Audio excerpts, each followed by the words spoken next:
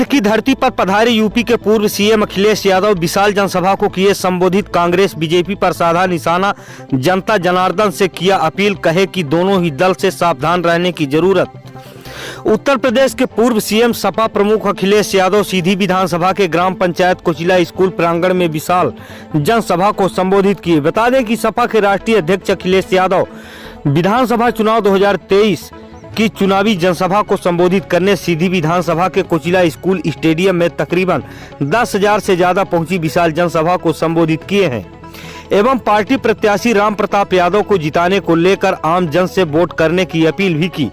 श्री अखिलेश ने विशाल जनसभा को संबोधित करते हुए कांग्रेस बीजेपी पर जमकर निशाना साधे।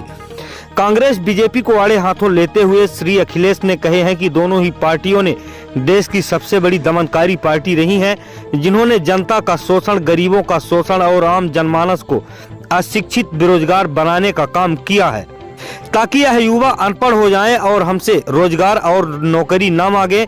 उन्होंने जनता जनार्दन से अपील करते हुए कहे हैं कि इन दोनों ही पार्टियों से सावधान रहने की जरूरत है। अब चुनावी समय में इन दोनों ही पार्टियों के मिचौली आपके बीच आएंगे, बहुत सारे प्रलोभन, पैसा, शराब सब कुछ देंगे, लेकिन इन सब की लालच में आपको नहीं आना है, क्योंकि आपको अपने भविष्य को सुधारने की जरूरत है। श्री अखिलेश ने जनसभा को संबोधित करते हुए आम जन से संवाद किया और यह भी कहा कि मध्य प्रदेश में इस बार बिना समाजवादी की सरकार नहीं बन सकती, इसलिए आप सबका योगदान बहुत ही महत्वपूर्ण रहेगा। साइकिल की बटन दबाएं और राम प्रताप जी को विजयी बनाएं। उन्होंने यह भी कहे हैं कि सपा प्रत्याशी राम प्रताप यादव एक संघर्षशील व जनता के सुख दुख में काम आने वाले प्रत्याशी हैं। आइए सुनाते हैं आपको अखिलेश सिंह यादव उत्तर प्रदेश की पूरी बात। राम प्रताप जी को जिता दोगे आप लोग। अगर बीजेपी जीतती है, कांग्रेस जीतती तो कोई बदलाव नहीं है। कांग्रेस का रास्ता वही है जो बीजेपी का रास्ता है। इधर जैसे ही चुनाव करीब आया है, कांग्रेस के लोग कह रहे हैं कि समाज का एक्सरे होना चाहिए। बताओ, अभी भी पुरानी बातें कर रहे हैं, एक्सरे होना चाहिए। कांग्रेस को ये नहीं पता कि MRI और CT स्कैन भी आ गया है। अगर एक्सरे से ऊपर कोई चीज है तो वो MRI है, CT स्कैन है। कांग्रेस कह रही है कि समाज का एक्सरे होना चाहिए, जाति जनगणना होना चाहिए।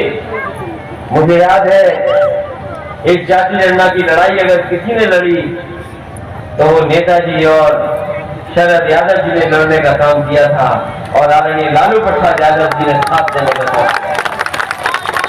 आप पुराना रिकॉर्ड उठा लीजिए। लोकसभा में अगर कोई जाति जनगणना की बात कर रहा था तो जाति जनगणना के लिए नेताजी, शरद यादव जी और लालू प्रसाद यादव जी ने लड़ने का काम किया था। हम आपको भरोसा दिलाते हैं, समाजवादियों को यहाँ जिताइए। 24 में उत्तर प्रदेश में समाजवादी पार्टी सबसे ज्यादा लोकसभा की सीटें जीत करके जाएगी और दिल्ली में जब सरकार बनेगी और मध्य प्रदेश में सरकार बनेगी, समाजवादी लोग जाति जनगणना करा करके अपने पिछड़े, दलित और आदिवासी भाइयों को, अल्पसंख्यक भाइयों को उनका हक और सम्मान दिलाने का काम करेंगे। ये जितने भी प्रदेश जहां पर हमारे पिछड़े जाति के भाई, आदिवासी भाई, दलित भाई जागरूक हो गए हैं, वहां पर आरक्षण ठीक तरीके से मिल रहा है। बाबा साहब भीमराव अम्बेडकर जी ने जो अधिकार दिए हमें संविधान से, वो अधिकार मिल रहे हैं। लेकिन कमाल है मध्य प्रदेश में, जहां पिछड़ों को अभी भी 27% आरक्षण नहीं मिल रहा है। हम आपको भरोसा दिलाते हैं, आप राम प्रताप और हमारे विश्राम मकाम जी को जिताइए, पटेल जी को जिताइए। हम लोग 27% पिछड़ों का आरक्षण लागू करा करके उन्हें हक और सम्मान दिलाने का काम समाजवादी लोग करेंगे। न बीजेपी ने की जाति जनगणना, न कांग्रेस ने की जाति जनगणना, लेकिन मध्य प्रदेश का चुनाव आ गया तो कांग्रेस ने भी भाषा बदल ली, बीजेपी ने भी भाषा बदल ली। इसलिए ऐसे बदलने वाले लोगों को आप लोग सबक सिखाने का काम करें और देश की राजनीति में आप हिसाब किताब लगा लें। वही प्रदेश आगे बढ़ रहे हैं, वही प्रदेशों में गरीब, पिछड़े, दलित भाइयों का सम्मान हो रहा है, आदिवासी भाइयों का सम्मान हो रहा है, जहां पर तीसरी ताकत जीत गई है। जहां पर बीजेपी कांग्रेस को सफाया करने का काम किया, वहीं हमारे पिछड़े दलित आदिवासी भाइयों का ज्यादा सम्मान हो रहा है। जहां पर इन ताकतों का मुकाबला कर लिया, वहीं ज्यादा खुशहाली आई है। इसलिए हम आपसे विशेष अपील करेंगे कि इन दोनों दलों से सावधान रहना। बताओ, इन दलों से सावधान रहोगे कि नहीं रहोगे? अगर इन दलों से सावधान नहीं रहोगे तो आने वाली पीढ़ी का बहुत बड़ा नुकसान ये करेंगे। इनके फैसले, इनके कार्यक्रम, इनकी नीतियां एक सी हैं, और अगर आर्थिक नीतियां हिसाब किताब लगाओगे, जो गलत फैसले कांग्रेस ने लिए वही गलत फैसले बीजेपी ले रही है। और जो हमारे पढ़े लिखे लोग होंगे, बुद्धिजीवी लोग होंगे और पत्रकार साथियों होंगे, वो जानते होंगे कि 5% लोग 60% जो हमारे देश की दौलत है उस पर कब्जा किया हुआ है।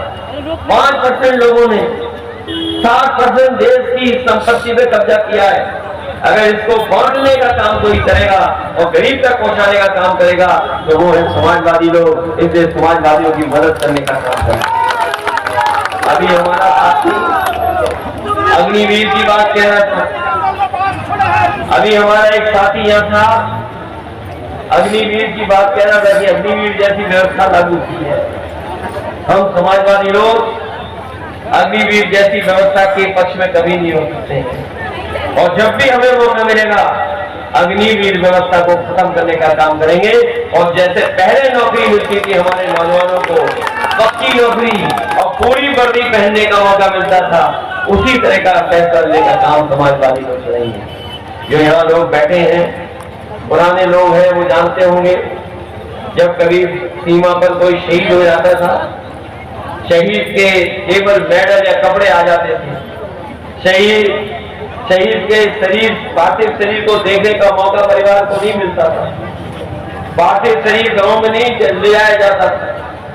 अगर किसी को ने फौज के या किसी शहीद को घर तक पहुंचाने का काम और पूरे सम्मान के साथ अगर किसी ने किया था तो वो नेताजी ने किया था, जिसकी वजह से कहीं कोई शहीद हो रहा है सीमा पर, उस जवान को पूरे सम्मान के साथ घर परिवार के बीच में ले जाने का काम हो रहा है। वो फैसला नेताजी का समाजवादी। इसलिए बहुत सारे फैसले हैं जिससे राजनीति बढ़ गई और समाज में खुशहाली लाने का काम किया। हमें उम्मीद है कि आप समाजवादियों की मदद करेंगे, साइकिल चुनाव की मदद करेंगे। राम प्रताप आपके बीच में रहने वाले हैं, संघर्षशील नेता हैं, आपके मुद्दों को लेकर के आपकी आवाज बनने का काम करेंगे। इन्हें मौका दोगे तो न केवल यहाँ पर आपके लिए खड़े होंगे, आपके सुख दुख में यहाँ खड़े होंगे, बल्कि विधानसभा में बैठ करके ये आपकी आवाज को बुलंद करने का काम। इसलिए नौजवान को जिताइए, ये कम उम्र के हैं, लंबे समय तक आपका साथ देंगे।